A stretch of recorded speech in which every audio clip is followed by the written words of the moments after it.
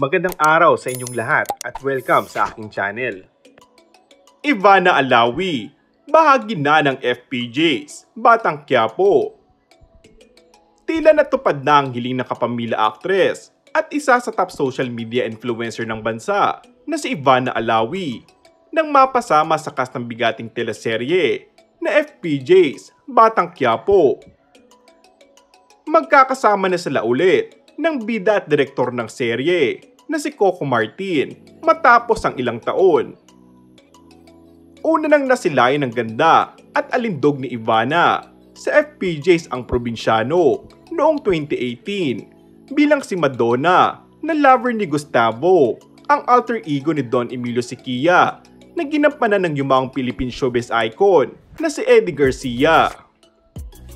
Lalo siyang nakilala bilang isa sa mga inaabangang vlogger at influencer sa social media, kung saan tumatakbo lagi sa million views ang bawat vlog na nilalabas nito.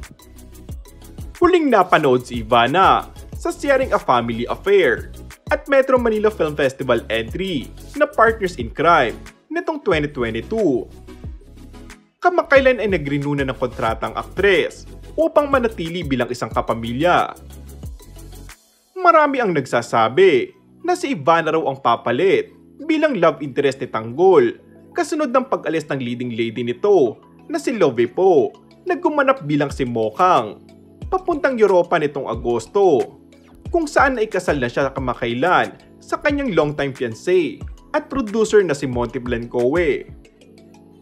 Ngunit sa ngayon, wala pa tayong ideya kung ano ang magiging papel ng aktres sa buhay ni Tanggol, na sa ngayon ay pinagdudusahan ng kanyang mga pagkakasala sa bilangguan matapos siyang masakote ng mga otoridad dahil sa pagnanakaw.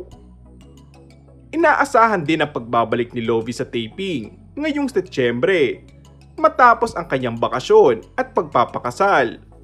Kaya kaabang-abang na ang mga posibleng mangyari sa kwento ng serye. And that's all for our today's video. Kung bago ka lang sa aking channel ay mag-subscribe at pindutin na rin ang notification bell. Maraming salamat!